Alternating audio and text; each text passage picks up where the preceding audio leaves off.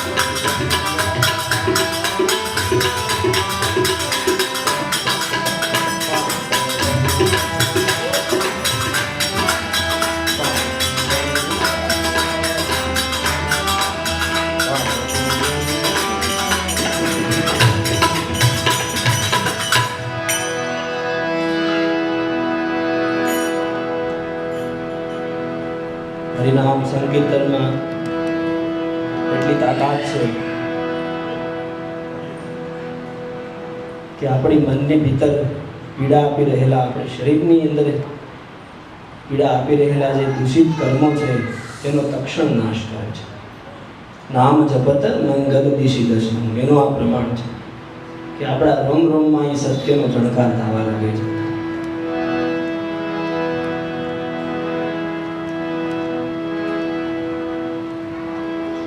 આજે આપણે ફરી એક વખત સદગુરુ શ્રી દામજીરામ બાપુ જે નિર્વાણ પામ્યા મહાશિવરાત્રિના દિવસે તે 13નો દિવસ જે આપણે નક્કી કરી અને સુરત એટલે કે દર 13 સુરત સત્સંગનું આયોજન કરી અને ગુરુના ગુણ ગાવાનો આપણને સૌને જે અવસર મળ્યો, આપણે આ બીજી 13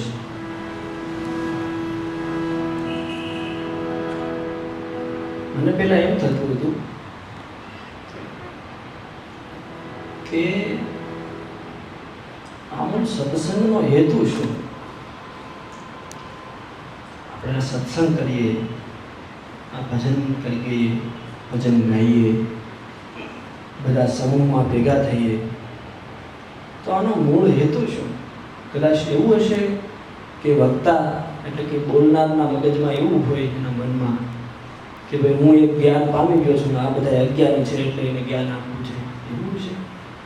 સનાતનનો મૂળ વિચાર એ છે. ટૂંકા સૂત્રમાં કહેવું, મને કાલે જ પ્રશ્ન પૂછવામાં આવ્યો હતો કે સનાતન એટલે શું? આપણે સનાતની છીએ, આપણે ધર્મનું આચરણ કરીએ છીએ, તો આપણે સનાતની એટલે શું? તો એક જ સૂત્રમાં મારે એનો જવાબ આપવો તો એમ આપી શકાય કે જ્યાંથી મને શુભ મળે ને ત્યાંથી હું શુભને ગ્રહણ કરું. બસ એ જ સનાતનનો મૂળ અર્થ.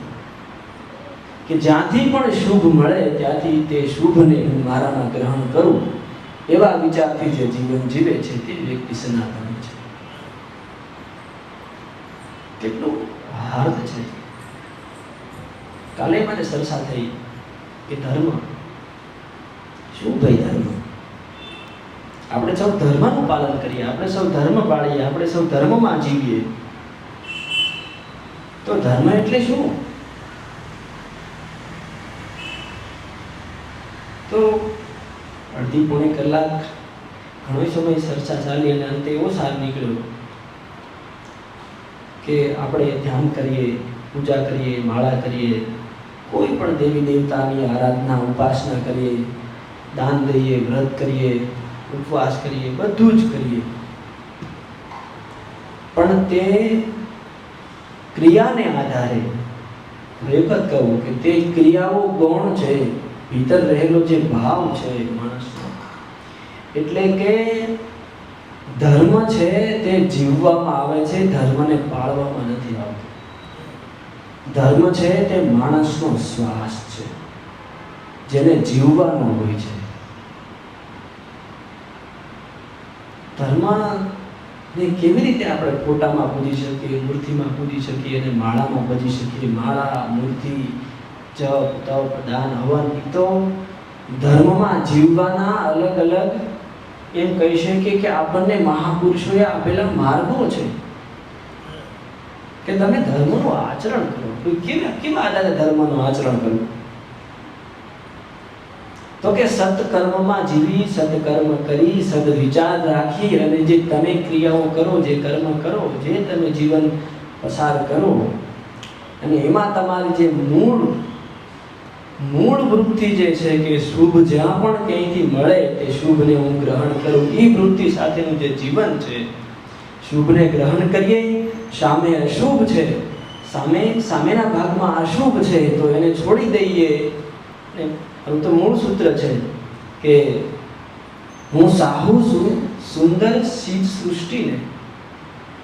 આપણે સૃષ્ટિને કેવી રીતે ચાહીએ કે હું ચાહું છું સુંદર ચીજ સૃષ્ટિને, સારું સારું છે હું ગુણ ગ્રહણ કરી લઉં.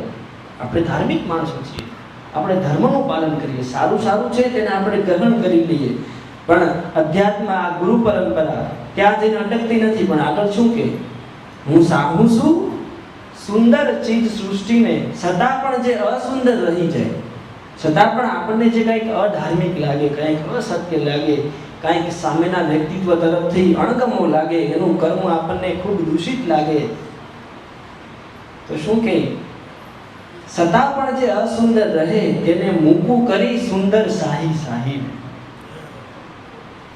હું સાહુ છું સુંદર, કેટલું હાર્દ છે એક વાક્ય. હું સાહુ છું સુંદર ચીજ સૃષ્ટિને, છતાં પણ જે અસુંદર રહી જાય એને પેલા હું સાહુ, પેલા એને હું સાહુ સાહી સાહીને એને સુંદર કરી દો પછી અપના. એનો અર્થ શું થાય? આ ધર્મ એટલે આ માણસના ભીતરમાં રહેલી સાહત, ફિલિંગ, લાગણી. કેમ ભાઈ, આપણો છોકરો ગાંડો થયો હોય તો આપણને ગાંડો ન લાગે. ઠપકો લઈને આવે તો આપણે એમ કહીએ કે મારાનું ન હોય, તારાનું હોય. એ સાહત છે ને, તે જ્યારે વ્યક્તિથી માંડી, દ્રષ્ટિથી માંડી જ્યારે સમષ્ટિમાં ફેલાય ને ત્યારે વ્યક્તિ ધર્મનું આચરણ કરે છે. એ ધર્મ છે. અને સૌ, આ તો કાંઈ હું બોલું, મને કદાચ થોડું બોલતા આવડે છે અને તમને કદાચ બોલતા નહીં આવડતું હોય, પણ બધા આપણે અત્યારે આ જ ધર્મને ચાહીએ છીએ. કદાચ ભાષા નહીં હોય માણસ પાસે. આ હું વાક્ય જે બોલ્યો અત્યારે તમને બધાને ગમ્યું કે ન ગમ્યું? એનો અર્થ એમ થયો કે તમે બધા એમાં જીવવા જ માંગો છો ને એમાં જીવી જ રહ્યા છો. છતાં પણ આપણે હજી આને ચાહી સુંદર કરીને આ ગુણોનું આપણે વર્ધન કરવાનું છે. કેવી રીતે કોઈ વ્યક્તિ કોઈને અજ્ઞાની કહી શકે, કોઈને મૂર્ખ કહી શકે, કોઈને મૂઢ કહી શકે? ધર્મનું આચરણ કરવા વાળો વ્યક્તિ. પછી મને એવો વિચાર આવ્યો કે આ સત્સંગ એટલા માટે તો આપણે નથી જ કરતા કે સામેનો માણસ અજ્ઞાની છે અને આપણે જ્ઞાની છે. સત્સંગ આપણે એટલા માટે કરીએ છીએ કે ભાઈ આપણે કોઈ પણ વસ્તુ મોલમાં લેવા જઈએ, મોલ હોય એમાં તો બધી વસ્તુ હોય, એમાં આપણે કંઈ પણ આપણને જોઈતી હોય વસ્તુ લેવા જઈએ અને આપણી જોઈતી હોય આપણે વસ્તુ લઈ લઈએ તો બાકીની જે લેવા જેવી ન લાગે તે ખરાબ હોય. બાકીની જે વસ્તુ આપણે લેવા જેવી ન હોય, આપણે જરૂરિયાત ન હોય તે ખરાબ હોય. સીધી જ વાત છે. એક સામાન્ય મોલનો માલિક જો પોતાના મોલમાં નબળી કે મોડી વસ્તુ ન રાખે તો આ ખુદ ઈશ્વર પોતે દુનિયા બન્યો હોય તો હું નથી માનતો કે ઈશ્વર આવી ભૂલ કરે. આપણને કંઈક સમજવામાં ઉણપ રહી જતી હોય ને તે આપણે આ સત્સંગ દ્વારા ઉણપને સરખી કરવાની છે. જેમ ગીતાએ કીધું, દિવ્યમ દદામિ તે ચક્ષુ, હું તને દિવ્ય દ્રષ્ટિ આપું, હું તને પ્રેમ દ્રષ્ટિ આપું, તો આ આંખથી જોઈ લે. અને મને તો ઘણી વખત એમ થાય કે કૃષ્ણને આમ કેવા માણસ ગણો આપણે. વિભૂતિ યોગ, કેટલો મોટો વિભૂતિ યોગ કીધો કે પીપળા વૃક્ષમાં પીપળો છું, મનુષ્યમાં હું રાજા છું, પશુઓમાં હું મૃગરાજ એટલે કે સિંહ છું, દેવતાઓમાં કે હું ધર્મથી વિરુદ્ધ ન જાય એવો કામ પણ હું છું. એવી અનેક વાતો કરી. પછી એને કેવા જગતમાં કેવા જેવી બધી જ વિભૂતિઓ કહી દીધી, છતાં એનાથી રહેવાનું નહીં. પછી અંતમાં વાક્ય એમ કેવું બોલ્યા જે સનાતનનું મૂળ વાક્ય છે. અંતમાં એવું વાક્ય બોલ્યા કે આ તો મેં તને મારી મુખ્ય વિભૂતિ આ તો કહી ન શકાય છતાંય મેં તને કીધી. અને છતાં પણ જ્યાં તને વિશેષતા દેખાય, જ્યાં તને સત્વનો અથાહ જથ્થો દેખાય, જ્યાં તને કલ્યાણની ભાવનાવાળા વિચારો દેખાય ત્યાં સમજી લેજે ત્યાં હું છું. આ સનાતની વિચાર કૃષ્ણ આપણને આપે છે. ધર્મ એટલે શું? પછી મને એવો વિચાર આવ્યો કે આ સત્સંગનો મૂળ હેતુ તો એ જ થયો કે આપણી દ્રષ્ટિ પવિત્ર કરવા માટે. સીધી જ વાત. અને એમ પણ નથી કહી શકાય એમ કે માણસમાં જ્ઞાન નથી પડ્યું. સનાતને તો ત્યાં સુધી કહી દીધું કે કોઈ વ્યક્તિ અજ્ઞાની છે એમ કહી જ ન શકાય. જ્ઞાન વ્યક્તિમાં પડ્યું જ છે, કેવળ અને કેવળ એને માયાના કે અજ્ઞાનના આવરણે ખાલી ઢાંક્યું છે. ગુરુ શું કરે છે? ગુરુનો સીધો જ અર્થ થાય સદગુરુનો સીધો. સદગુરુ એને આપણે સંધિ ખાલી આમ છૂટી પાડીએ. સદગુરુ એ સદ જુદું પાડો એટલે સત બને. સત ગુ એટલે કે અંધકાર, અજ્ઞાન. રૂ એટલે કે પ્રકાશ, જ્ઞાન. સત્ય જ્ઞાન દ્વારા માણસના મન ઉપર લાગેલું, માણસના અંતસ્કરણ ઉપર લાગેલું અજ્ઞાનને દૂર કરેલી સદગુરુ. સદગુરુ જ્ઞાન આપે એમ નથી કીધું. સનાતનનો મૂળ વિચાર માણસના જ્ઞાન પડ્યું છે એટલે એને જ્ઞાન સમજાય છે. જ્ઞાન આપી ન શકાય. કારણ કે જ્ઞાન આપણું સ્વરૂપ છે. જ્ઞાન આપણું વાસ્તવિક સ્વરૂપ હોવાને કારણે આપી નથી શકાતું. ખાલી માણસના અંતસ્કરણ ઉપર જે પડદો પડ્યો છે, મેલ લાગેલો છે, તેને સદગુરુ પોતાના જ્ઞાન વડે પેલા આવરણને દૂર કરે, પોતાના જ્ઞાન વડે આવરણને દૂર કરે. આવરણ દૂર થતા આપણને આપણું આત્મ સ્વરૂપ દેખાવા લાગે. તો સીધો જ અર્થ એ થયો પાછો કે જ્યાં વ્યક્તિને પોતાનું આત્મ સ્વરૂપની યાત્રા દર્શન કરવા માટે જે યાત્રા કરવામાં આવે તે યાત્રા એ જ છે કે વ્યક્તિ ગુણોનું દર્શન કરી ગુણોનું જીવનમાં આચરણ કરી ગુણોનું વર્તન કરી ગુણોને ઉજાગર કરીને પોતાના આત્મ સ્વરૂપને પામે. અને હરેક વ્યક્તિમાં એક જ અખંડ તત્વ વ્યાપી રહેલું છે, તે આત્મ તત્વના દર્શન કરે. ફરી એક હું ચોખવટ કરું કે આ સત્સંગનો મૂળ હેતુ બીજો કંઈ જ નથી. આપણે આપણા ચિત્તની અંદર રહેલા, બુદ્ધિની અંદર રહેલા, મનની અંદર રહેલા ગુણોનું વર્ધન કરવાનું છે. હવે આ ગુણો આવે છે ક્યાંથી? મારે મૂળ વાત ઉપર જવું છે. ગુણ કોના કહી શકાય? ગુરુનો સીધો અર્થ થાય મોટામાં મોટું માપ. ગુરુનો અર્થ થાય બધા કરતા છે મોટું. લઘુ અને ગુરુ. લઘુ એટલે નાનું અને ગુરુ એટલે પેલું આપણે ગુરુ સંસ્કૃતની ભાષામાં લીધું. આ લઘુ ને ગુરુ આપણે માપના અર્થમાં. ગુરુ એટલે કે જે તમે મૂકો એનાથી મોટું હોય એ ગુરુ. એ વજનના માપમાં કયો, કદના માપમાં કયો, જ્ઞાનના માપ, જેના માપમાં કયો. હવે ગુણ કોના આપણે ગાવા? કે મોટામાં મોટા, સારામાં સારા. માનો કે આપણે અહીંયા એક મોટો ચોકલેટનો મોટો આપણે એક ટોપ ભર્યો હોય અને એમાંથી આપણે દોથો ભરીને ઉડાડવી. મોટામાં મોટો દોથો ભરે ને પછી માણસ બેઠા હોય તો જાજી ચોકલેટ ઉડે તો જાજી ચોકલેટ આપણે લઈ શકીએ ને. ચોકલેટમાં થોડોક કાદવ ભળી ગયેલો હોય, થોડીક ધૂળી ભળી ગયેલી હોય, થોડાક મમરા ભળી ગયેલા હોય ને આપણે લેવી ચોકલેટ જ છે.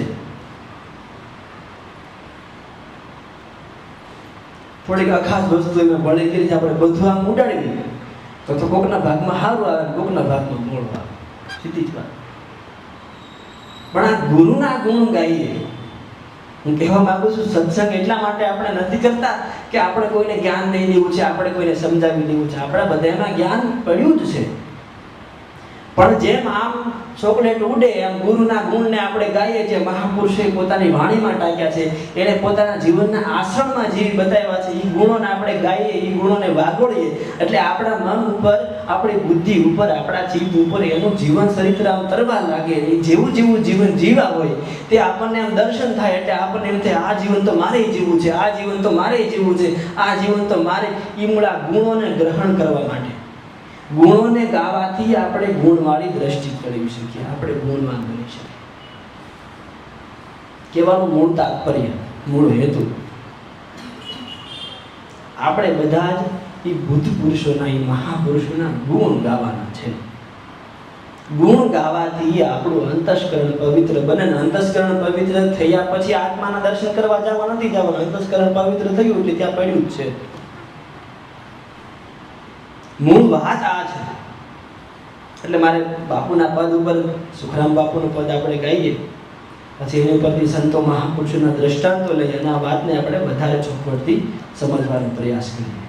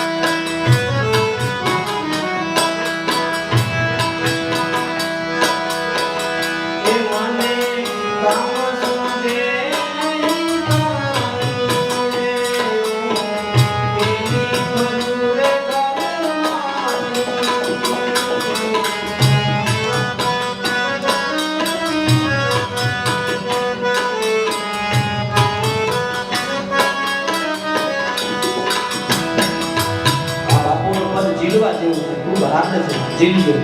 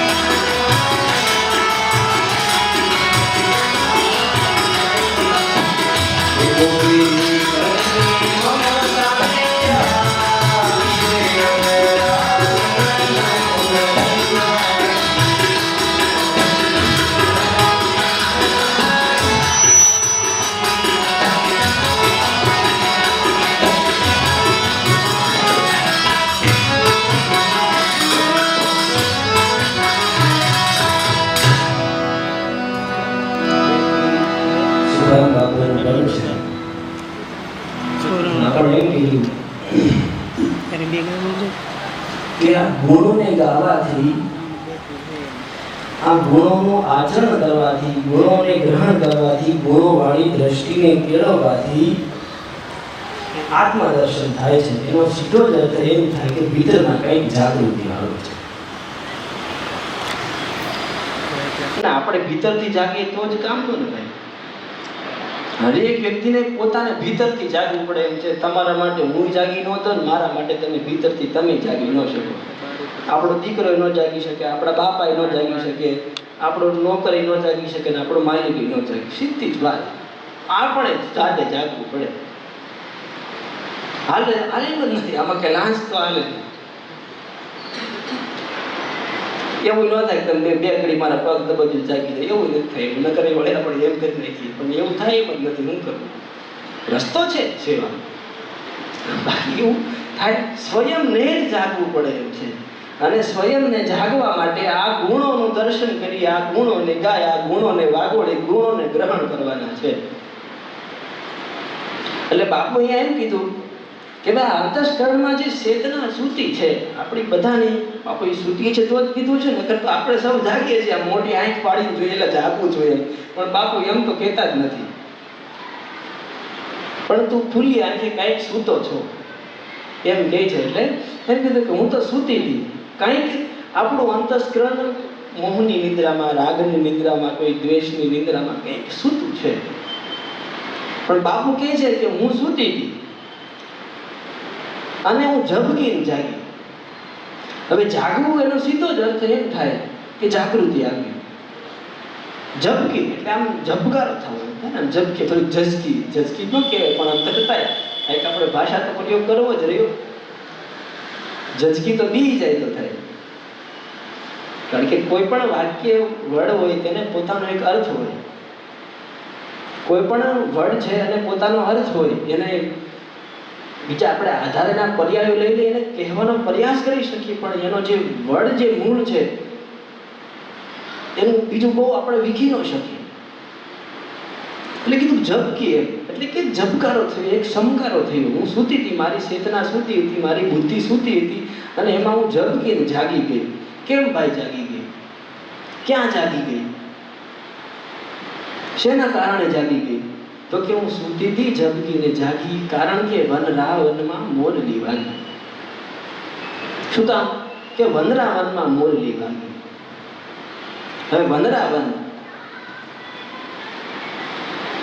આ વન છે ને એનો અર્થ એટલે કે જીવંતતાનું પ્રતીક. જંગલ અને વનમાં તફાવત હોય. જંગલ છે તે આપોઆપ થતું હોય અને વન છે તે એક થોડીક પદ્ધતિથી જેને બનાવવામાં આવતું હોય, કે જેમાં આપણે એ પ્રકારની વેલ નાખી હોય, એ પ્રકારના ઝાડ નાખ્યા હોય, એ પ્રકારના ફળ ફૂલ નાખ્યા હોય, પક્ષીને પેલું કરવાના નાખ્યા હોય, હિંચકા હિંચકવાનું આપણે એવું બધું જ કર્યું હોય. એટલે કે વન એટલે કે ફળ ફૂલ હોય, બધું જ હોય. એટલે કે બધા જીવજંતુ માટે કે માણસ માટે, બધા જ માટે જે જીવંતતાનું પ્રતીક છે ને આપણે વન કહીએ. અને વન હંમેશા હરિયાળું હોય. હરિયાળું હોય ને જ કહેવાય, ફૂંકાઈ ગયેલું હોય તો રણ કેવું પડે આપણે. પેલું વન, વનરાવન, એટલે કે ભાઈ જે જીવંતતાનું પ્રતીક છે.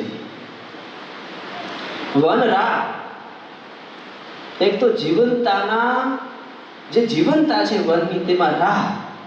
વનરાવન, વન એટલે કે જીવંતતા, રાહ એટલે કે રસ્તો. અને પછી બીજી વખત વનનો પ્રયોગ કર્યો બાપુએ, વન રા વન. ઈ વન કહ્યું તો કે આપણું ભીતરી શરીર, આપણું ભીતરી અંતસ્કરણ. હું સૂતી હતી, ક્યાં? ભીતરમાં સૂતી હતી. ઝબકીને ક્યાં જાગી? મને ઝબકારો ક્યાં થયો? તો કે મને ભીતરમાં થયો. કેવો ઝબકારો થયો? તો કે જીવંતતાના રસ્તે ચાલવાનો. ક્યાં થયો? તો કે મારા મન બુદ્ધિ ચિત્ત અહમની અંદર, એટલે કે મારા દેહની અંદર. વનરાવનમાં મોરલી વાગી. હવે શું થયું? આપણે જલારામ બાપા છે ને,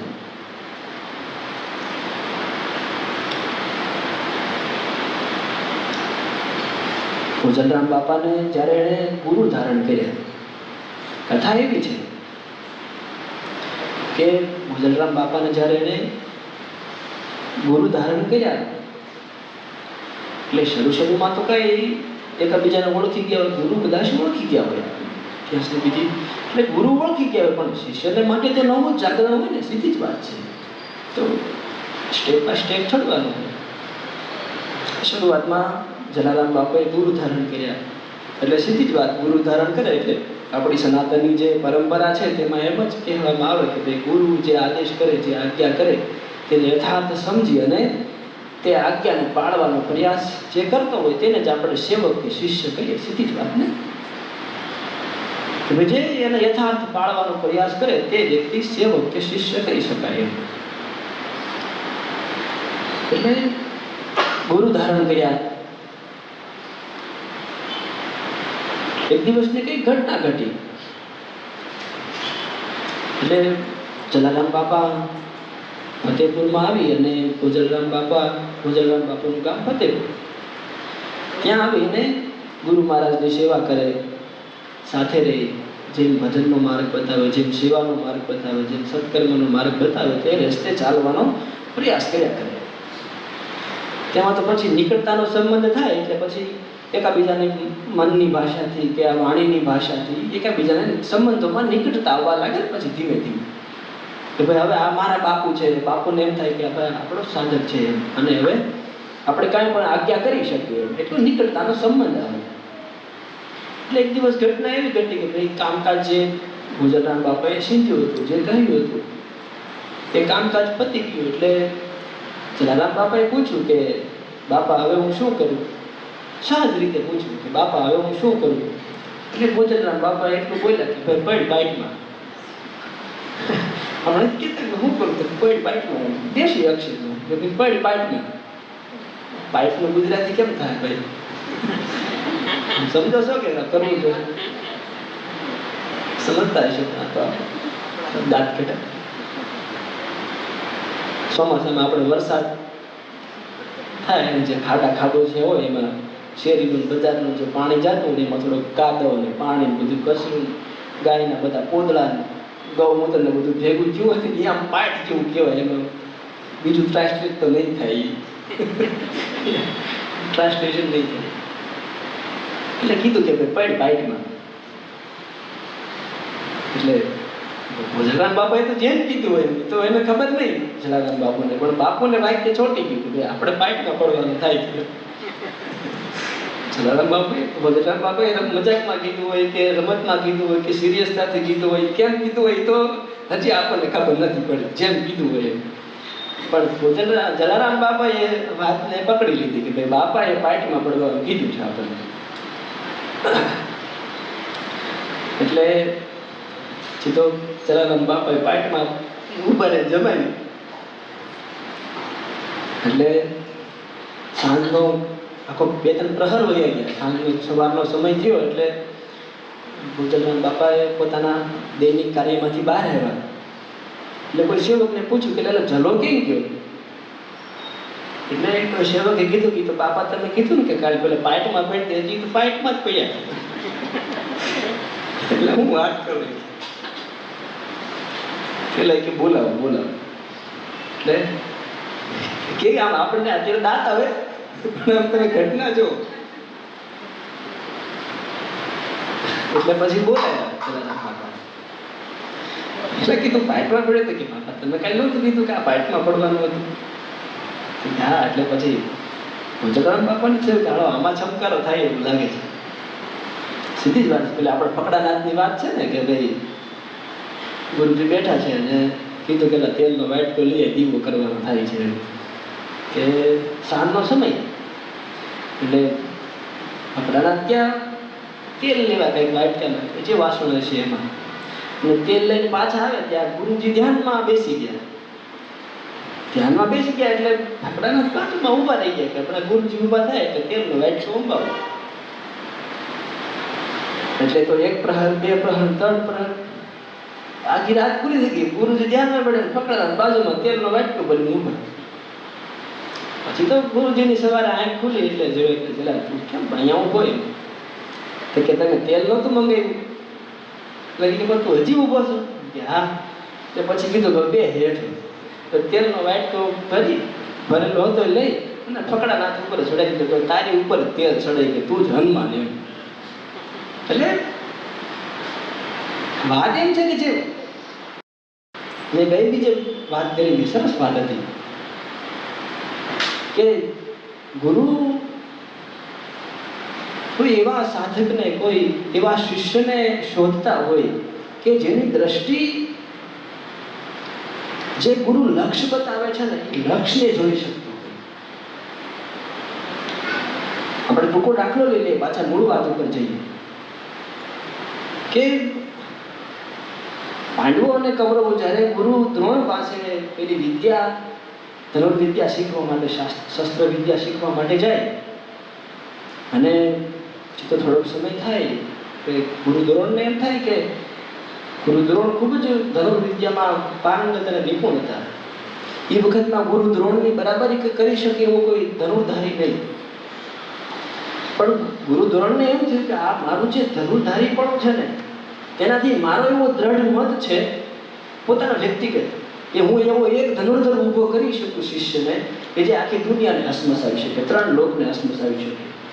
મારી પાસે જે વિદ્યા છે કોઈ યુવાન શિષ્ય શીખે, જેવું મારે શિષ્ય જોઈએ છે એવું. જેમ આપણે કહી શકાય કે ચાણક્યએ પહેલા ચંદ્રગુપ્ત મૌર્યને શોધ્યો, કે ભાઈ અખંડ ભારત કરવા માટે કોઈ વ્યક્તિ આપણે જોઈતો હોય તો પોતાની ગુરુની દ્રષ્ટિમાં ચાલે એવો જોઈએ કે ભાઈ આ ગુરુની ચેતનામાંથી, ગુરુની વાણીની જે ફોર્સ નીકળતો હોય, ફોર્સને સીધે સીધો ઝીલી શકે, એ વાતને સમજી શકે, એ વ્યક્તિ આ બદલાવ કરી શકે. એટલે પછી ગુરુ દ્રોણને એમ થયું કે શિષ્ય આપણે તો શોધવો જોઈએ. મારે તો ગુરુને થનગનાટ હોય ને ભાઈ, આ કાંઈ થનગનાટ ખાલી શિષ્યોનો જોઈએ એવું ન હોય, આ ગુરુને થનગનાટ હોય કે આ કેટલા એવા વ્યક્તિ મળે છે લક્ષ્યને બીંધી શકે. એટલે પછી તો કૌરવો અને પાંડવોને બધાને ભેગા કર્યા. એટલે વૃક્ષ, એક વડલાનું વૃક્ષ, એમાં કોઈ પક્ષી મૂકવામાં આવ્યું, કૃત્રિમ પક્ષી. પછી ગુરુ દ્રોણ બધાને વારાફરતી બોલાવે અને પેલા યુધિષ્ઠિરનો વારો લીધો. યુધિષ્ઠિર તમને શું દેખાય છે? તો કે ગુરુદેવ મને વૃક્ષ દેખાય છે. બીજું તને શું દેખાય? મને પક્ષી દેખાય છે. કે ત્રીજું તને શું દેખાય? ગુરુજી મને તમે દેખાવ છો, ગુરુજી તમારા શરણ દેખાય છે. એટલે કીધું કે ભાઈ આવો બાજુ. યુધિષ્ઠિરને પછી દુર્યોધનનો વારો, કે દુર્યોધન તને શું દેખાય? કે મને આ વૃક્ષ દેખાય છે, એમાં પક્ષી બતાય છે, મને બધા મારા ભાઈઓ દેખાય છે, આકાશ દેખાય છે, પાતાળ દેખાય છે. એટલે ગુરુ દ્રોણે કીધું કે ભાઈ આવો મારા ફરતી બધાને વારો લીધો. કોઈ કે બ્રહ્મ દેખાય છે, ઝાડમાં પક્ષી નીકળ્યું વળે પાસે કે મને બ્રહ્મ, અમુક શિષ્ટો દોઢા વળે છે. આપણે સામાન્ય વાત કરતા હોય ને મને બ્રહ્મ મળે દેખાવ. એટલે પણ જે બતાવવા માંગી છે એ જો ભાઈ અત્યારે બ્રહ્મની વાત નથી થતી. એટલે પછી છેલ્લે આપણે સહજ વાત કરતા એ ભાઈ બ્રહ્મ જ્ઞાન, એટલે પણ આ અત્યારે સહજ વાત આવે છે, મોત થઈ જાય. એટલે પછી છેલ્લે અર્જુનનો વાર આવ્યો કે અર્જુન તને શું દેખાય છે? એટલે અર્જુને કીધું કે ગુરુદેવ મને વૃક્ષ દેખાય છે. તો કે હજી તને શું નિરખીને જો શું દેખાય? મને પક્ષી દેખાય છે ગુરુદેવ. એવું હવે તને શું દેખાય? કે હવે મને પક્ષીની આંખ દેખાય છે. તું નિરખીને જો હજી તને શું દેખાય છે? ગુરુદેવ કંઈ દેખાતું નથી. હું તને ફરી વાર કહું છું અર્જુન તને શું દેખાય છે? મને ખાલી કેવળ આંખ જ દેખાય છે, બીજું કંઈ દેખાતું નથી. એટલે ગુરુ દ્રોણે કીધું હવે છોડી દો. વાતનું હાર્દ કેટલું જટિલ સમજવા જેવું છે કે જ્યારે જે પણ મહાપુરુષો, આપણા બુદ્ધ પુરુષો હોય, ગુરુજનો હોય, જ્યારે જે વાત કરતા હોય કે પોતાના વર્તનથી જે પોતે બતાવવા માંગે છે તે દ્રષ્ટિને જોઈ શકું, તે વર્તનને જોઈ શકું ને, એ બતાવવા માંગે છે કે હું અત્યારે તમને આંખ બતાવવા માંગુ છું, અત્યારે ગુરુના પગ બતાવવા નથી માંગતો, અત્યારે હું તમને પક્ષીને આંખ બતાવવા માંગુ છું, અત્યારે તમને બ્રહ્મ દ્રષ્ટિ બતાવવા નથી માંગતો. આ ગુરુનો થનગણાટ હોય. એટલે એવી રીતે કીધું કે ભાઈ પાઇટમાં પડી જલારામ બાપા આવ્યા. એટલે જલારામ બાપુને એમ થયું કે આ લક્ષ્યને પકડે એવો માણસ છે. શરૂઆતમાં તો બધા આમ સમૂહમાં આવતા હોય એટલે એવું નહીં વિચારતા કે આપણામાંથી એક જ જલારામ થાય, આપણે બધા જલારામ થઈએ છીએ પાછા. હા, જ્યારે ઇન્ટરનેટનો યુગ છે ને, આવા સાધુ સંતો આપણી પાસે છે, હવે તો આપણા ખીચામાં ફોનમાં હોય, જ્યારે જોવો ત્યારે આપણે આ લક્ષવાળી વાતને સાંભળી શકીએ. તો એ તો એક જ વાર કહેવાથી મહાપુરુષો પાછા બોલતા ઓછું. એટલે અત્યારે આપણે બધા થઈ શકીએ એમ છે, અઘરું નથી એમ. એટલે એ અર્થે લેજો, એટલે એમ થાય હું એક જ થઈ તો આ બધા ન થવા જોઈએ એવું નથી લેતા. તમે બધા સજ્જનો જ છો, પણ આ તો એમ હસવા માટે. એટલે પછી કીધું કે ભાઈ આ તો ગજબ વાત કહેવાય એમ, કે તું પાઠમાં પડ્યો, કીધું પાઠમાં પડે, કારણ કે ખરાબમાં સેવક જ છે. આપણે છે ને બુદ્ધિ ચલાવતા હોઈએ, કંઈક કામ શીખવા હોય એટલે આપણે પ્લાન આપીએ કે એનું આમ નહીં આમ કરીએ, આમ નહીં આમ કરીએ. સજેશન જ્યારે આપવાનું હોય ત્યારે આપવું જ જોઈએ, સાથે રહેતા હોય એ જ આપે, કાંઈ બીજા ન આપે. પણ સેવાનો સીધો અર્થ એ થાય છે કે જેમાં આપણી એક પણ સામે આર્ગ્યુમેન્ટ ન હોય, સામો રિસ્પોન્સ ન હોય. સેવાનો અર્થ સીધો જ થાય કે આ કાર્ય કરવાનું છે, એનો હેતુ શું ને એ આપણને વિચારવાની સ્વતંત્રતા ન હોય. એનાથી તમે શું કરવા માંગો છો, તમારું શું કહેવાનું છે, એ તેમાં સામું કાંઈ ન હોય. સેવાનો સીધો જ અર્થ એ થાય કે તારે આ કરવાનું તે કરવા માંડવાનું. એટલે એમ થયું કે આ સેવકનો ગુણ તો આમાં સારો છે, એને પામી લેવો છે. ખરા અર્થમાં જે સત્ય હોય ને એને આપણે પામી લેવું. આ સત્ય છે શું? આ સત્ય માટે યોગી જતીઓ બધા જ બુદ્ધ પુરુષો મહાપુરુષો બધા રાત દિવસ તપશ્ચર્યા કરે મથે છે. તો આ છે શું? એને આપણે પામી ગયું છે. એવું જલારામ બાપાને મનમાં થનગનાટ. એટલે બાપાને બોલાવ્યા, આવ્યા એટલે કીધું કે ભાઈ બોલ જલા, તારું શું કહેવાનું છે? કે ગુરુદેવ મારે કંઈ કહેવાનું નથી, મને ખાલી આ સત્યને પામવું છે, મારે ખાલી ઈશ્વરના દર્શન કરવા છે. તો કે એવું? તો કે હા. તો કે ભાઈ કામ કરવું પડે તારે. હવે ભોજનરામ બાપાની તો ખબર જ પડી ગઈ હતી કે ભાઈ સામાન્ય વ્યક્તિ વાક્યને ત્યાં આજ્ઞા માનીને કરવા મળે છે. જો આને સ્પેશિયલ આજ્ઞા આપવામાં આવે તો આ પછી કોઈ મૂકે જ નહીં. સામાન્ય વાતની જો આજ્ઞા માની લેતો હોય માણસ, તો આને જો સ્પેશિયલ આજ્ઞા બતાવવામાં આવે તો આ તો મૂકે નહીં કોઈ દિવસ. એટલે કીધું કે ભાઈ તારે જો ઈશ્વરના દર્શન કરવા હોય ને તો તું ઘરે જા, વીરપુરમાં જા તારા ગામ, અને બંને જણા મળી અને જે અભ્યાગતો આવે એને તમારી હાથે ગામમાં ભિક્ષાવૃત્તિ કરી, અથવા તો તમે જે ખેતીનું કે જે તમે વ્યવસાય કરતા હોય તે કરી, એમાંથી જે તમે ધન કમાઈને લાવો તેનું અન્ન ખરીદી અને જે ગામમાં અભ્યાગતો કે સંતો કે કોઈ પણ ભક્તો આવે એને તમારે તમારા હાથે રસોઈ બનાવી અને જમાડો. હવે તમે આ કાર્ય શરૂ કરશો ને એટલે તમારે ત્યાં એક દિવસ ભગવાન આવશે. આવું ભોજનરામ બાપા બોલ્યા. વાત તો ખૂબ ગહન હાર્દ છે. ત્યારે તો જલારામ બાપા કઈ સમજ્યા જ નહીં. એમ સમજ્યા કે આપણે રોજ ખવડાવવાનું ને એમાં એક ભગવાન આવશે. મને પેલા એમ સમજાતું હતું કે આપણે રોજ ખવડાવવાનું એમાં એક દિવસ કૃષ્ણ ભગવાન કે રામા પી કે રામ આવશે. પછી તો જલારામ બાપાએ કર્યું હાલતું.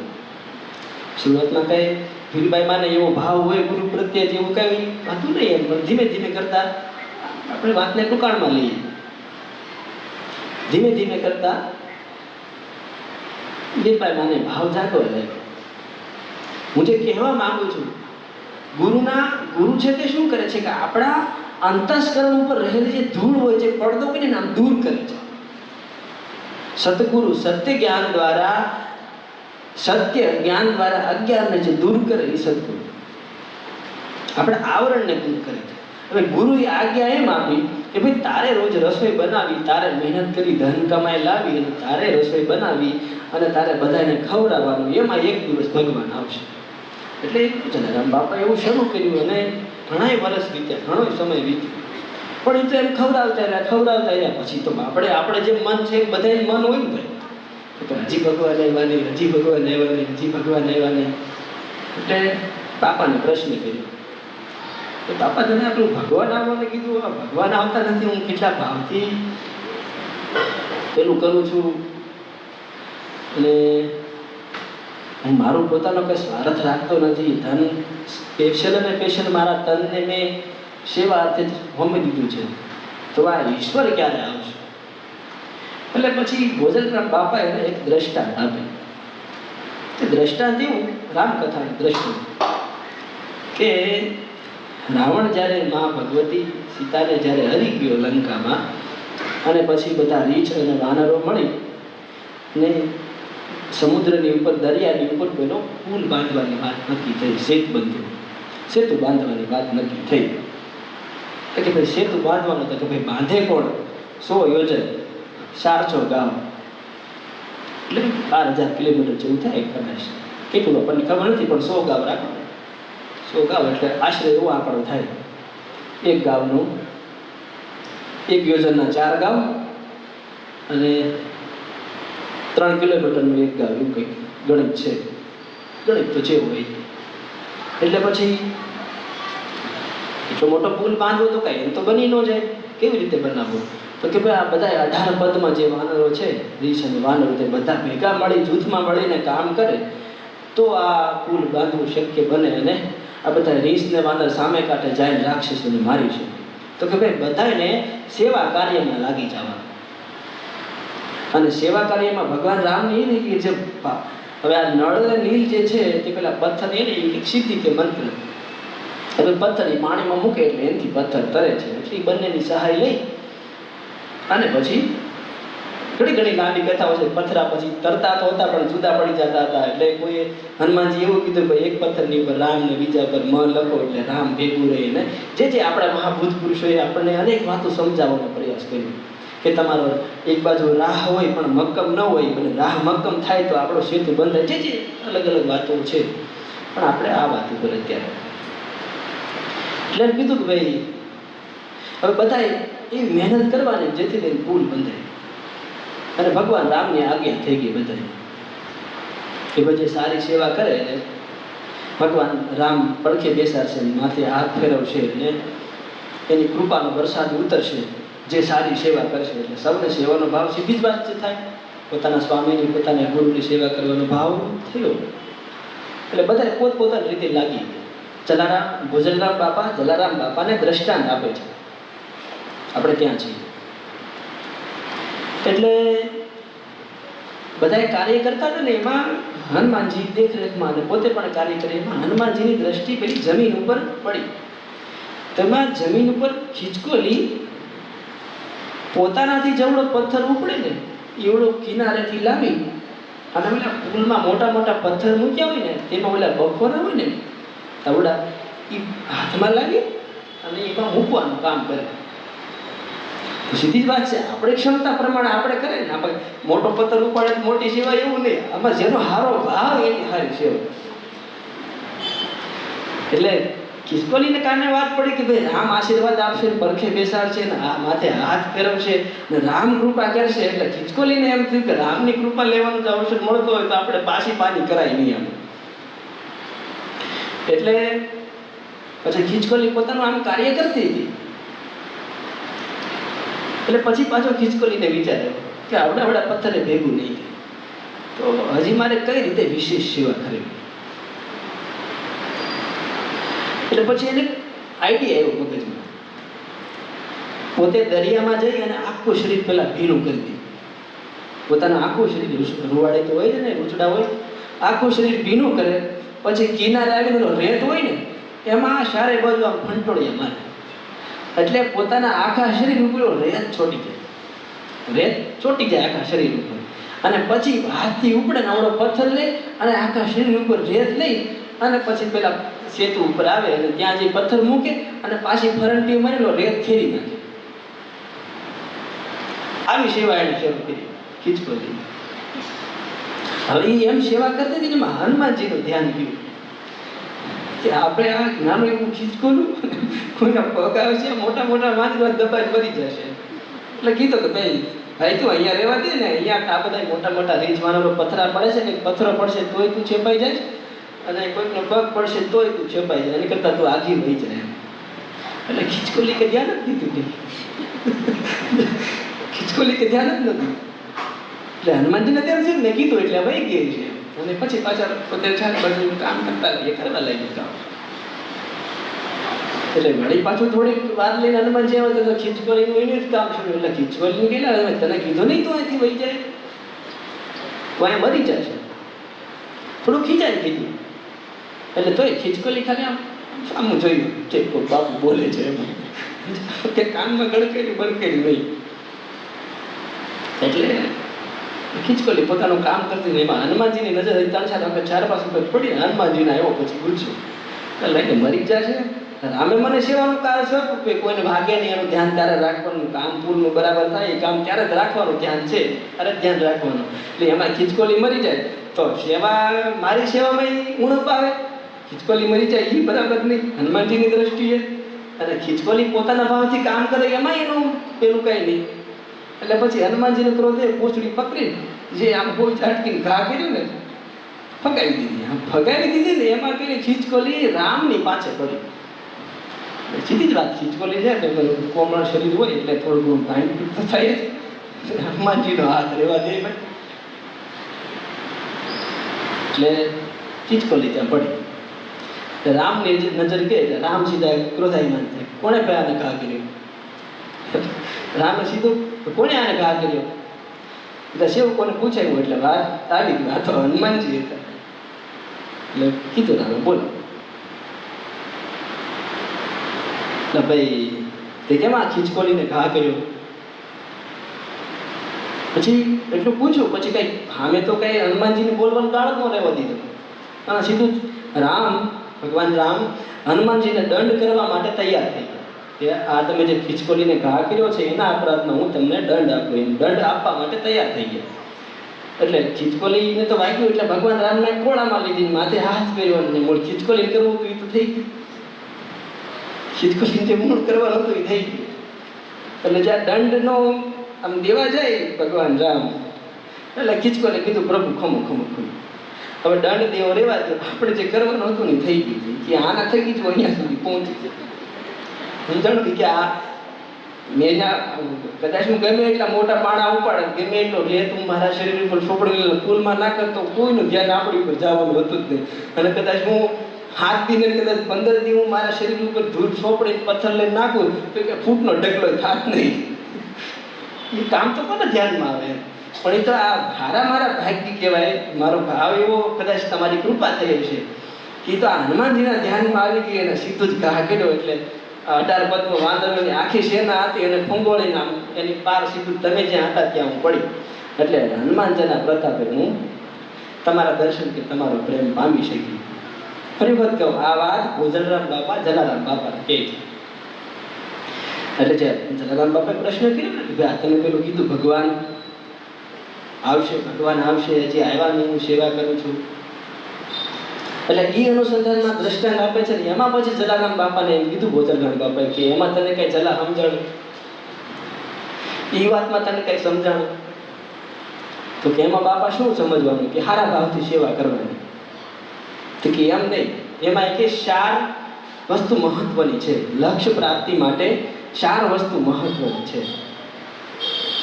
એટલે પછી કીધું કે બાપા કઈ? તો કે એક તો આપણી જેટલી ક્ષમતા હોય એ આપણી ક્ષમતા અનુસાર આપણે ભક્તિ ભજન કરવાનું. ભક્તિ ભજન મતલબ આપણે જે સેવાનું કાર્ય કરતા હોય, જે આપણું દૈનિક કાર્ય કરતા હોય, માતા પિતાની સેવા, બાળકોની કે આપણું ધંધાનું જે પણ કોઈ હોય, આપણી ક્ષમતા અનુસાર આપણે કરવાનું. એટલે કે આપણેથી પથ્થર ઉપડે આવડો આપણે પથ્થર લેવા. પછી તું એમ કે જલા કે ભાઈ હું તો વધારે મહેનત કમાઈ કરીને લાવું, વધારે પૈસા લાવવું અને વધારે સંતોને બોલાવવું, તો વધારે સંતો આવે તો ભગવાન એકદમ આવે એમ નહીં. તારી અકળામણ, તારી અધીરાય, તને એમ થઈ જાય કે વધુ કામમાં મળું, રાત્રિ દિવસ કામમાં મળું, ઝાઝા પૈસા લાવવું, ઝાઝા પૈસા લાવી ઝાઝું અનાજ લાવવું, ઝાઝા સંતોને બોલાવવું તો ભગવાન આવી જાય એમ નહીં. તારી ક્ષમતા અનુસાર તારે આ સેવા કાર્ય કરવાનું. પેલું પગથિયું આ જે 4 મુદ્દા મહત્વના કીધા એમાં પેલું પગથિયું આ. પછી કે તું આમ ભાવથી સેવા કરતો જઈશ ને એટલે કે બીજો તને રસ્તો પૂછશે. તારું જે કર્તવ્ય પરિણતા, તારું જે શરીર છે કે તારું મન છે, તારી જે ભાવનાઓ છે તેની ક્ષમતા અનુસાર તું કરતો જાય સેવા. એટલે એ સેવા કરવાથી તારું હૃદય પવિત્ર થશે એટલે તને નવો રસ્તો સૂઝશે. કેવો રસ્તો? ઓલી ખીચકોલીને સૂઝ્યો કે પાણીમાં જાય, શરીર ભીનું કરે, પછી બહાર આવીને રેતમાં આળોટે, રેત શરીર ઉપર લાગે, એ રેત અને પથ્થર લઈ અને પેલા પુલમાં નાખે. એટલે કે ભાઈ આ સેવા કરતા કરતા સેવાનું કાર્ય કઈ રીતે સરળ થાય ને આપણને લક્ષ્યની પ્રાપ્તિ થાય એનો રસ્તો તને એમાંથી મળશે. આ બીજી વસ્તુ બતાવી. પેલું એ કે તમારી ક્ષમતા અનુસાર, અને બીજું તમારો ભીતરી ભાવ જો વ્યવસ્થિત હશે તો તમને રસ્તો અંદરથી મળશે. 2 વસ્તુ કીધી. પછી ત્રીજી વસ્તુ કીધી કે તમે જ્યારે આ કાર્ય કરતા હો ત્યારે હનુમાનજીએ જે પેલી ખીચકોલીને ટપારી અને ખીચકોલી જેમ ધ્યાન દીધું નહીં કે ભાઈ તો બોલ્યા કરે, આપણે સેવા કરવાની છે. ખીચકોલીએ ધ્યાન દીધું નહીં. એમ જ તારી અંતર્વૃત્તિ જે છે કે કોકનું કેવું આપણને ખોટું લાગી જાય છે, કોકનું કેવું આપણને વહમું લાગી જાય છે, અથવા તો કોઈકના મીઠા બોલ તરફ આપણે રાગમાં કે મોહમાં ખેંચાઈ જઈએ છીએ, કોઈકની વાતમાં આવી જઈએ છીએ, એ મુદ્દો બંધ થઈ જવો જોઈએ. તમે સેવા કાર્યમાં એવા ભાવથી લાગો, એવા જ્ઞાનને ગ્રહણ તમે કરો કે જેથી લઈને તમારું રાગ અને દ્વેષમાં ખેંચાવાનું જે થાય છે, તમે જે લક્ષ્ય પ્રાપ્ત કરવું છે, તમારી જે દ્રષ્ટિ મેં લક્ષ્ય પ્રાપ્ત કેવી કીધું અર્જુન વાળી વાત, એક વાતને જોડજો. અર્જુન જેવી લક્ષ્ય દ્રષ્ટિ, તમારે લક્ષ્ય પ્રાપ્ત કરવું છે પણ તમે નક્કી કરી લીધું, યોગ્ય જ્ઞાન પ્રાપ્ત કરીને, યોગ્ય વૈરાગ્યને સમજીને, ભક્તિ ભાવને સમજીને તમે લક્ષ્ય નક્કી કરી લીધું. પછી આજુબાજુના લોકો તમારા કાર્યમાં એટલે કે તમારી લક્ષ્ય પ્રાપ્તિમાં જેટલા પણ અડચણ બને, પણ જ્યાં સુધી લક્ષ્ય પ્રાપ્ત ન થાય ત્યાં સુધી એ વાતને કે એ વસ્તુને મગજ ઉપર નહીં લો. આ ત્રીજું પગથિયું. છતાંય તમે કાર્ય કર્યા કરો. ત્રણેય વસ્તુમાં કાર્ય સતત કર્યા કરવું એ ભાવ તો અખંડ છે. સેવાનું કાર્ય આપણી બુદ્ધિમાં આપણને સમજાય, આપણા મનમાં આપણને સમજાય, આપણા હૃદયમાં સમજાય, આપણું શરીર આપણને સાથ આપે. સેવાનું કાર્ય કર્યા જ કરવું. સેવા એમ નથી કે બાપુના જ પગ દાબા મંદિરે જઈને જ કરવી. જ્યાં હોય ત્યાં આ આખું જગત છે ને આપણા ગુરુ છે. ગુરુ બીજું કાંઈ નથી આપતો. ગુરુ છે ને ગુરુ દ્રષ્ટિ આપે, અને શિષ્યમાં ગુરુ દ્રષ્ટિ આપે ને શિષ્ય બીજું કાંઈ જોતો નથી. આ જગતમાં જેટલા ગુરુના ગુણ છે ને એને આપણે ભજવાના છે. અને એ દ્રષ્ટિએ હું કહું છું કે આખું જગત ગુરુ છે. જેનામાં જેટલો ગુરુનો અંશ છે એટલો મારે ગુરુને ભજવાનો. રાવણનો અંશ છે મારે છોડી દેવો, કંસનો અંશ છે મારે છોડી દેવો. ને આપણે શાસ્ત્રોએ કીધું ને કોઈ પણ માણસ એવો નથી કે સાવ અવગુણ વાળો હોય, કોઈ પણ એવો માણસ નથી કે સાવ ગુણ વાળો હોય. ગુરુ શું આપે? ગુણને જોવાની, ગુણને ગ્રહણ કરવાની દ્રષ્ટિ આપે. એટલે કે કોઈ ગમે તેમ બોલે, પણ તમે તમારા લક્ષ્યમાં એવા પાકા હોવા જોઈએ. તમારામાં જે દ્રષ્ટિ મળે છે ગુરુની, ગુરુ દ્રોણની મળી હોય, કે દિવ્યમ દદામિતે શક્તિવાળી કૃષ્ણની અર્જુનને મળી હોય, જેને જે દ્રષ્ટિ મળી હોય, ભક્તિ જ્ઞાન વૈરાગ્ય વાળી, એમાં તમે એટલા દ્રઢપણે હોવા જોઈએ. પછી આજુબાજુનો તમારા મગજ દ્રઢ તો કહેવાય ને આપણને, આજુબાજુનો ઘેરી ન લે તો. એટલે ત્રીજી વાત કીધી ભોજરામ બાબાએ, જલારામ બાબાને, કે આવી દ્રષ્ટિ આપણે હોવી જોઈએ લક્ષ્ય પ્રાપ્તિ માટે. પછી ચોથું પગથિયું કીધું કે આવું જ્યારે થશે કે તમે તમારી ક્ષમતા અનુસાર સેવા કરતા હશો, પાછું તમને જે નવો ભીતરમાં ભાવ છે એના કારણે તમને નવું જ્ઞાન થાય અને સેવામાં તમે અપડેટ લાવતા હો.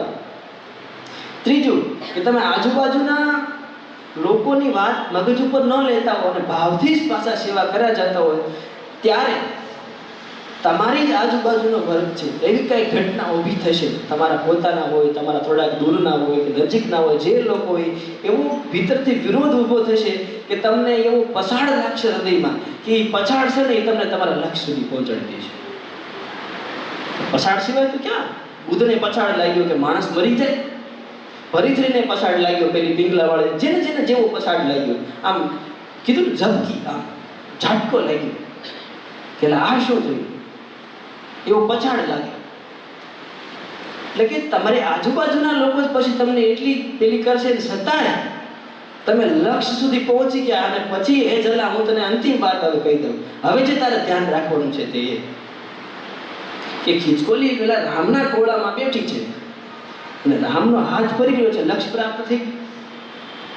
પણ રામ જે હનુમાનજીને દંડ આપવા જાય છે અને ખીચકોલી જે રોકી દે છે કે ભાઈ રામ, એના કારણે તે ભગવાન રામ આ હનુમાનજીના કારણે તમે મને મળ્યા છો, એટલે એના તો મારે ઉપકાર માનવો પડે, એને તો મારે પગે લાગવું પડે ને. એ દ્રષ્ટિ તારામાં જો આવે ને તો તું લક્ષ્ય પ્રાપ્ત કરી શકે. કે તને જેના થકી પછાડ લાગ્યો છે એને તારા લક્ષ્ય પ્રાપ્ત થયા પછી કે પહેલા તારા હૃદયમાં જો દ્વેષની ભાવના ન આવે, નફરતની ભાવના ન આવે, તૃણાની ભાવના ન આવે, તો સમજી લેજે કે તને તારે ઘરે રામ આવશે ને. એ મેં જે વાત કીધી છે ઈશ્વર આપશે, એ રામ આવશે આવશે ને આવશે. આ હું તને દ્રષ્ટાંત આપું છું. આ દ્રષ્ટાંત આપ્યું એટલે પછી જલારામ બાપુ પોતાના ઘરે અને પોતે ભાવથી કાર્ય કરવા લાગ્યા. ખીચકોલી વાળી જે દ્રષ્ટિ આપી તે અકળામાં અડધી રાતથી પર થઈ, પોતાની ક્ષમતા અનુસાર અને ભાવ તો પૂરેપૂરો. સમય જાતા જાતા એને શું સમજાયું? અંતિમ હાર છે. આપણે બાપુનું પદ લઈએ.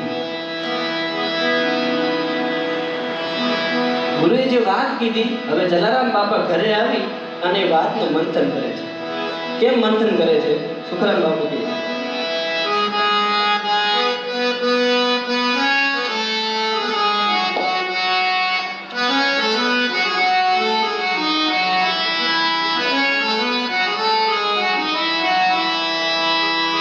મેં તો વે કેવલો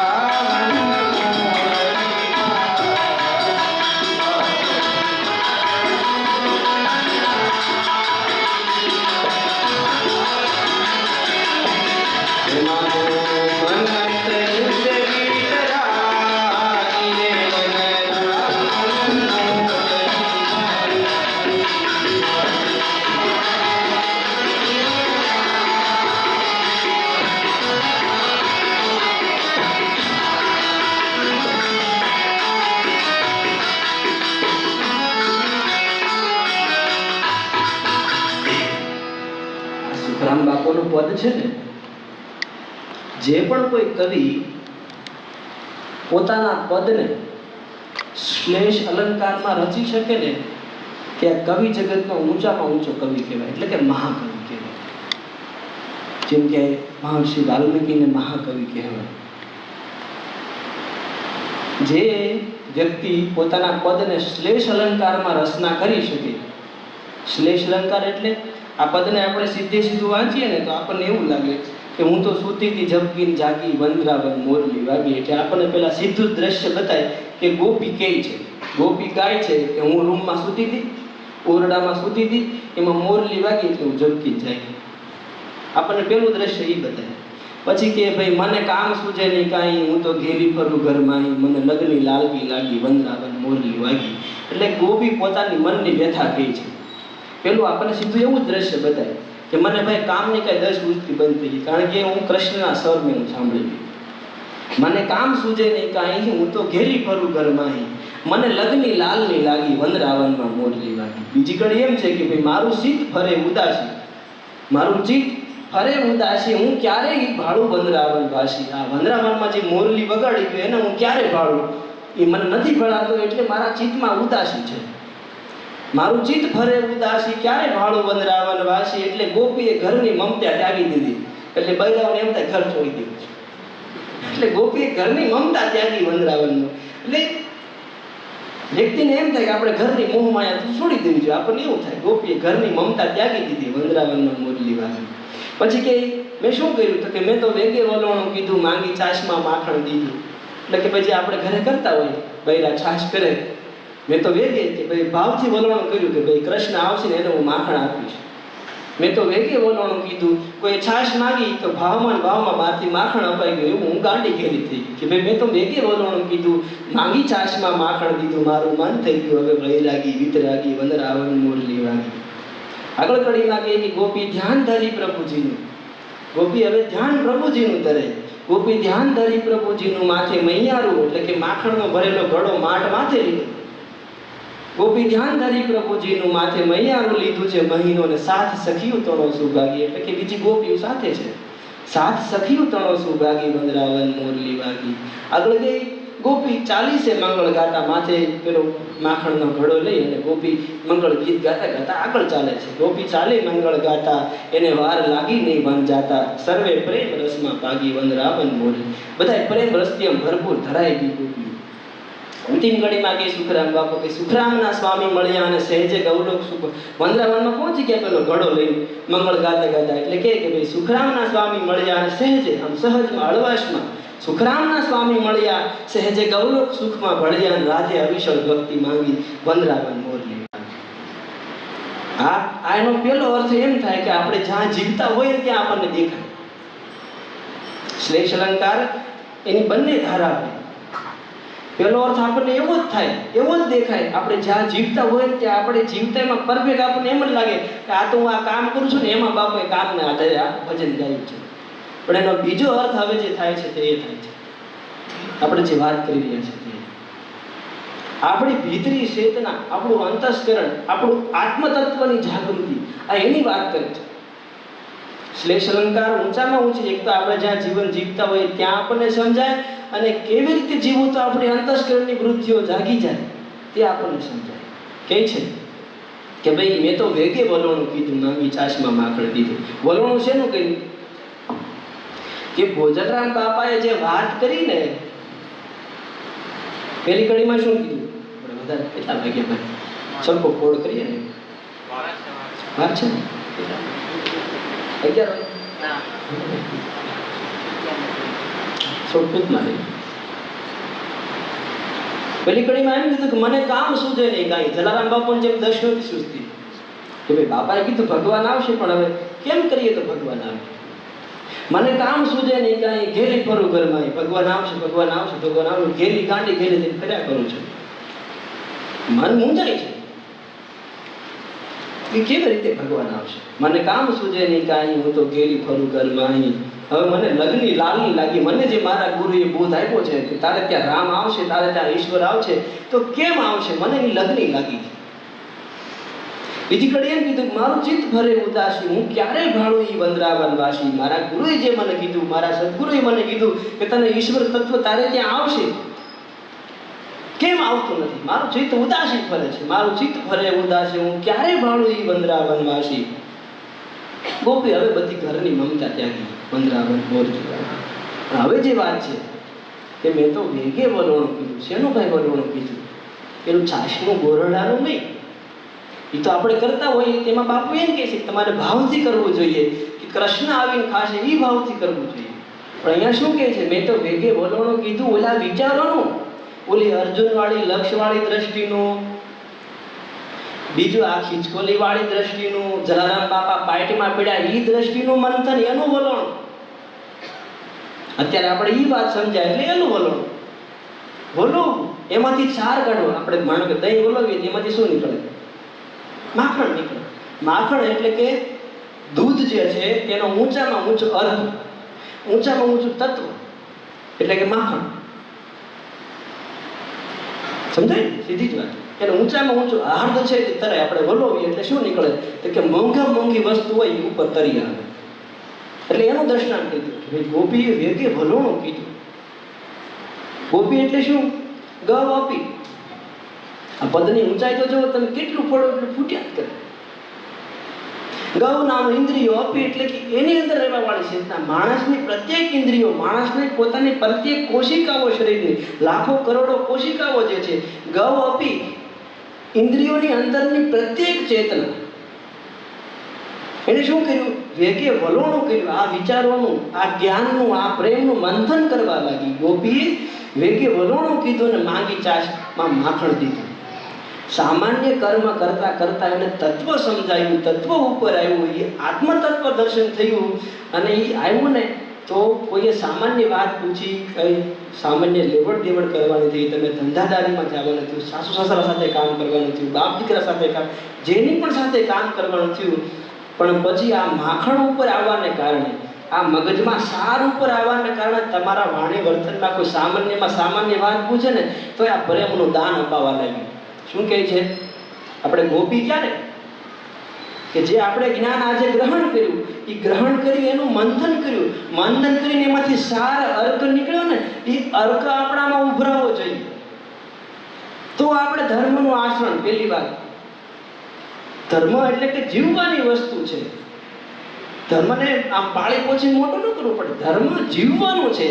તે આ જો થાય ને તો આપણે ધર્મનું આચરણ કર્યું કહેવાય. તો કે માંગી છાશમાં માખણ દીધું ને મારું મન થઈ ગયું વૈરાગી, વિતરાગી.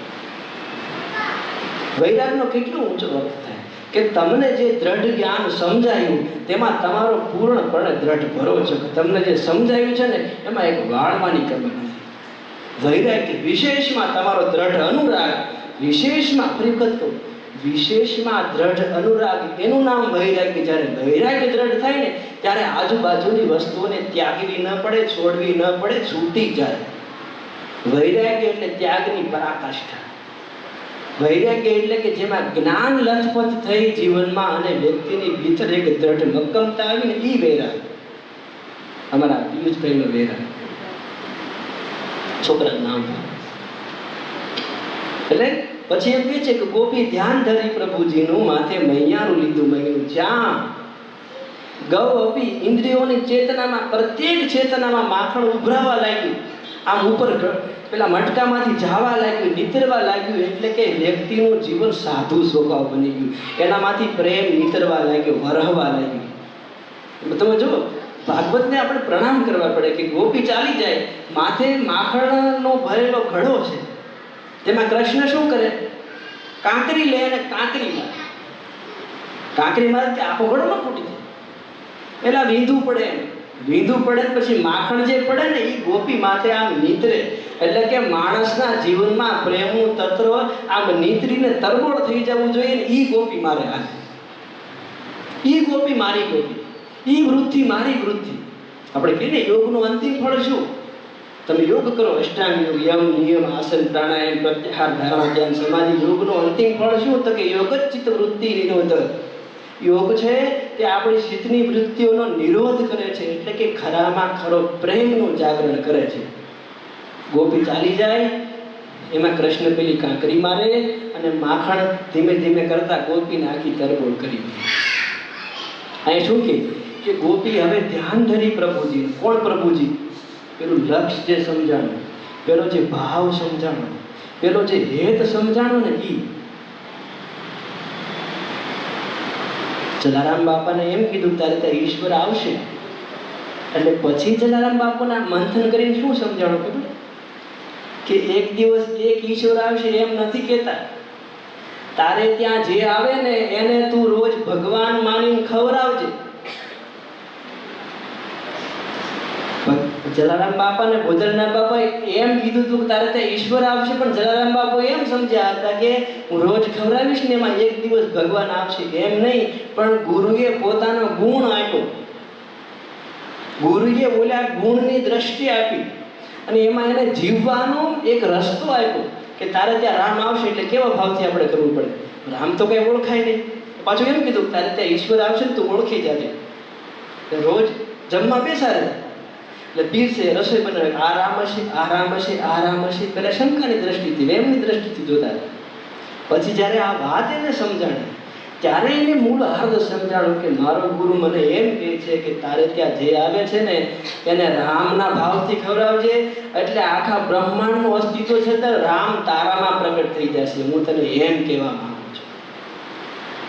એક દિવસ રામ આવશે ને એને ખવડાવી તો રામ એમ નથી રાજી થવાનો, પણ પ્રત્યેક વ્યક્તિમાં રામ છે એ દ્રષ્ટિ જ્યારે તારામાં આવશે, એ વ્યવહાર જ્યારે તું કરવા લાગીશ ને ત્યારે એ રામ છે ને તે તારામાં પ્રગટ થશે. આત્મા છે ને એ રામ બની જશે. ગુરુ આ દ્રષ્ટિ આપે છે, ગુરુ આ ગુણ આપે છે. તમે આખી વાતની પ્રોસેસ સમજો. એ જગ્યા જલારામ બાપાની જગ્યાએ આપણે આપણા વ્યક્તિત્વને મૂકી જવું, પ્રત્યેક વ્યક્તિ મૂકી જવું. ગુરુ એમ કે તું ખવડાવજે અને ત્યારે ત્યાં ઈશ્વર આવશે. તો પછી આપણે રોજ ખવડાવવાનું. કેવા ભાવથી ખવડાવીએ તો ઈશ્વર આવે અને ઈશ્વરને આપણે જમાડ્યો કહેવાય. આપણે એમ કે સબરી તો રામની વાટે રોજ ફૂલડા પાથરી રાખે ને પાંદડા પાથરી રાખે ને ફળ પાથરી રાખે. ગુરુ કીધું તું રામ આવશે, પણ રામ આવે કે ન આવે પણ શબરીનું જીવન રામ આવશે, રામ આવશે, રામ આવશે માં ફૂલ લાવે તો રામને ખવડાવવા, રામને ધરવા માટે લાવે, રામની પૂજા માટે લાવે, ફળ લાવે તો રામને ધરવા માટે લાવે, સાફ સૂફ કરે તો રામ આવશે એટલા માટે કરે. રામ રામ રામ કરતા શબરી રામ બની ગઈ. રામનો ગુણ ગુરુએ શબરીને આપ્યો. એ માર્ગ છે જેને ભાઈ ભજીએ ને એવા આપણે થઈ જઈએ. જે વ્યક્તિની સાથે રહીએ ને એની જેમ આપણે થઈ જઈએ. ગુણા ગુણેશુ વર્તન્તે ઇતિ મત્વા અને સજ્જતે ગીતાકાર. કેટલું ગહનતમ અર્થ છે આ વાત. આ દ્રષ્ટિએ જોવો તો આપણને ફાયદો કરવો હોય ને, આપણે આપણી ઉપર કૃપા કરવી હોય તો આપણે ગુણવાળી દ્રષ્ટિ જ લેવી પડે. એમ કે આપણે આપણી ઉપર કૃપા કરવી શું કરવું પડે? એ આપણે આ ગુણવાળી દ્રષ્ટિ, બીજા જે કરી મારે રામની દ્રષ્ટિથી જીવવાનું થાય, મારે જો લક્ષ્ય પ્રાપ્તિ કરવી છે તો ગુરુ છે ને આ દ્રષ્ટિ આપે. એટલે આપણને તો હજી ઓલી વાત સમજાય કે ભાઈ એટલા દિવસ એટલા વર્ષ સબરીએ વાટ જોઈ અને પછી રામ આવ્યા. એટલા વર્ષ જલારામ બાપાએ વાટ જોઈ અને પછી એને ત્યાં ભગવાન એક દિવસ આવ્યા નહીં. એનો તો પછી બધા માણસ ભગવાન જ હતા. પણ એ તો જગતને દેખાડવા માટે, જગતને અનુભવ કરાવવા માટે એક પરચારૂપ જે ઘટના ઘટીને રામ આવ્યા હોય વીરબાઈ માને માંગી ગયા, એ જલારામ બાપુ માટે વાત ગૌણ થઈ ગઈ. પછી જલારામ બાપુ માટે વાત ગૌણ થઈ ગઈ. હવે ઈશ્વર આવશે એને તો બધી ઈશ્વર દેખાવા લાગ્યો છે. આ પદમાં બાપુ ઈ જ કહે છે. શું કહે છે?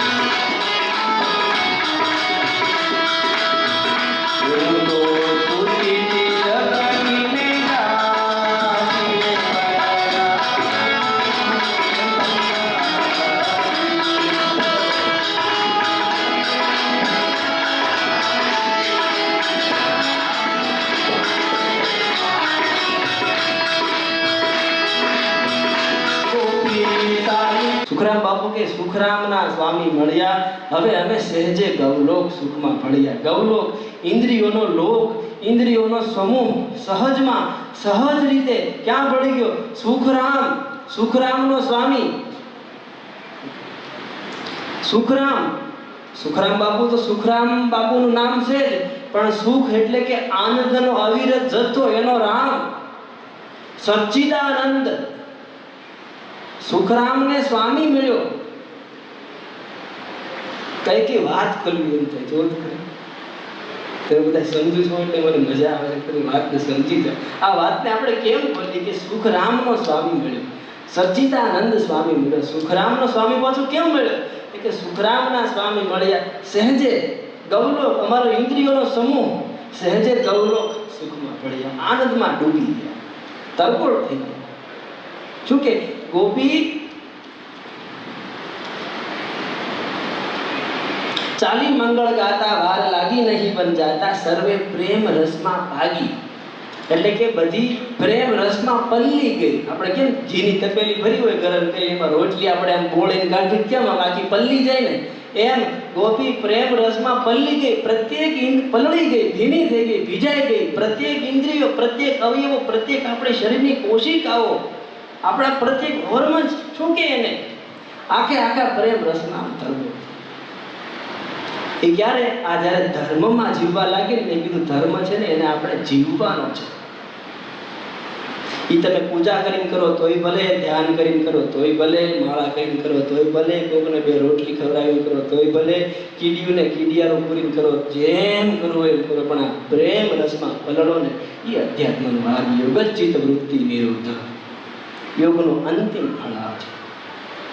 સુખરામના સ્વામી મળ્યા, સહેજે ગૌલોક સુખમાં ભળ્યા, રાધે અવિષળ ભક્તિ માંગી. મારે તો કે વંદરાવનમાં મોરલી વાગી. મને તો મોરલીનો જણકાર સતત સંભળાય છે. આ જ્ઞાનનો, આ પ્રેમનો જણકાર હું કેવી રીતે રહી શકું? આગળ કે બાપુ સુખરામ બાપુ, બાપુના સુખવિલાસના પ્રત્યેક પદો આવા છે, પણ આપણે એને ખોલી શકીએ. જીવનમાં દુઃખ ક્યાં? દુઃખ છે ને એ બધું ભૂલાઈ જાય. પદમાં આપણે રમવા લાગીને, મેં કીધું ને આપણે ગુણોને ગાવાના છે, ગુણોને આમ ઉજાગર કરવાના. ગુણોને ઉજાગર કરીએ, ગુરુના ગુણોનું દર્શન કરીએ ને, એટલે દુઃખ, વિપત્તિ બધું છે ને જતું રહે છે, મગજમાં આવતું જ નથી. બાપુ બીજું પદ કહે છે,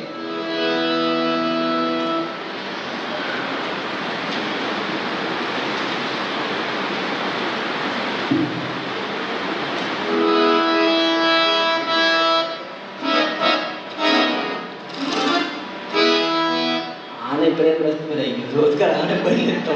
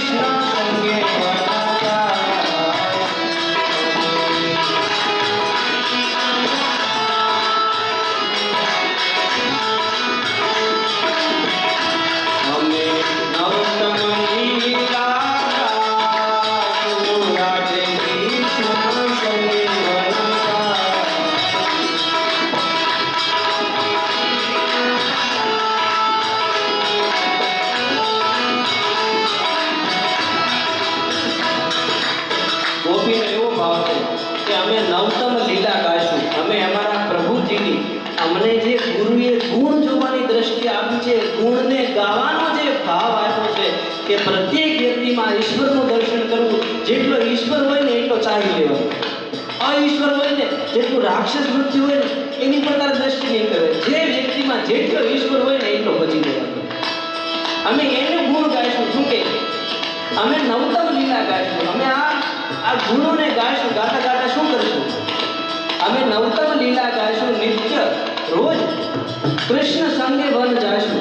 કૃષ્ણ એટલે આપણને પેલું એમ સમજાય કાનુડો, આપણો માધવ. પણ સંસ્કૃતનું વ્યાકરણ કેમ છૂટું છે? ક્રુ, અષ્ણ, ક્રુ ધાતુ જે છે એમાંથી આપણો કર્મ અક્ષર બન્યો છે. વ્યાકરણની ભાષા જે ભણેલા હોય સમજે કે ક્રુ ધાતુ છે, કર્મ અક્ષર ક્રુ ધાતુમાંથી આવ્યો છે. આપણે જે કર્મ કહીએ ને ક્રિયા, તે ક્રુ ધાતુમાંથી અપ્રપંચ થતો આવ્યો છે. ક્રુ અષ્ણ, મારા પ્રત્યેક કર્મની અંદર રાધે કૃષ્ણ સંગે વર જાશું. રાધે, મારા પ્રત્યેક કર્મની અંદર પ્રેમની ધારાથી હું કર્મ કરીશ. શું કે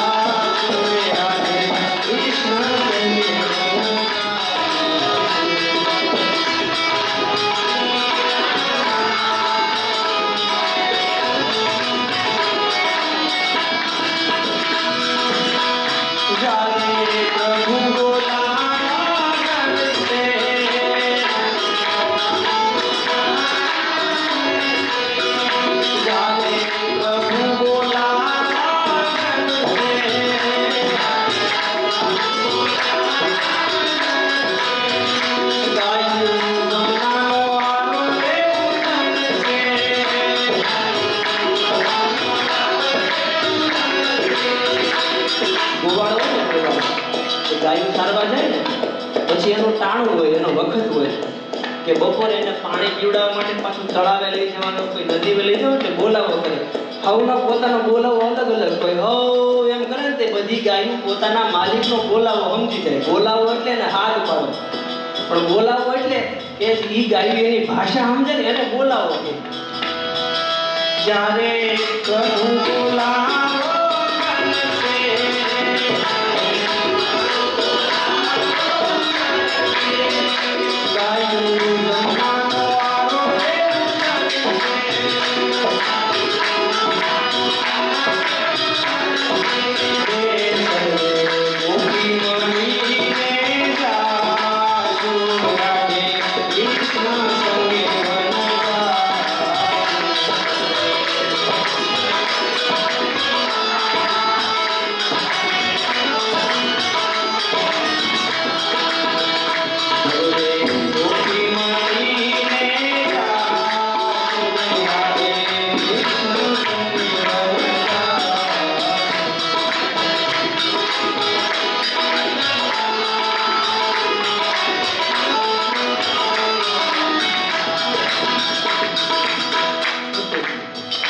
જ્યારે પ્રભુ બોલાવો કરશે ત્યારે ગાયું જમનાનો આરંભ કરશે. જમનાને આપણા શાસ્ત્રોમાં ભક્તિ કીધી છે. ગંગા જ્ઞાન, યમુના ભક્તિ. ગંગાને જ્ઞાન અને યમુનાને ભક્તિ કીધી એટલે કે ગોપી સર્વે મળીને જશે. ક્યાં જશે? તો કે યમુનાજીમાં ભક્તિ રસ, પેલો ભાવનો રસ સાથે પ્રત્યેક કર્મમાં જોડાશે. વાત શ્લેષ અલંકારમાં બાપુનું પદ છે. આ પદને સમજવું ને ગજબ કહેવાય.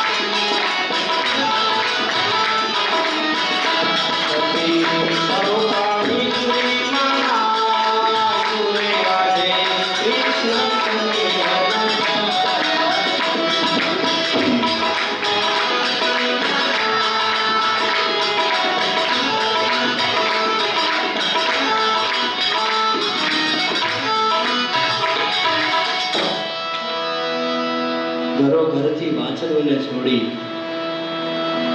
મારા પ્રત્યેક વાલ, મારા પ્રત્યેક પ્રેમના દ્વારને હું ખોલી નાખીશ.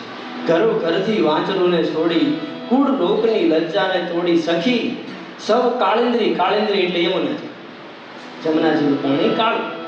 કાળિંદ્રી સૌ કાળિંદ્રીમાં નાશું, બધા ભેગા મળીને ભક્તિમાં ડૂબી જશું, તરબોળ થઈ જશું. આપણે એવી રીતે કૃષ્ણ સંગેવાદ જશું.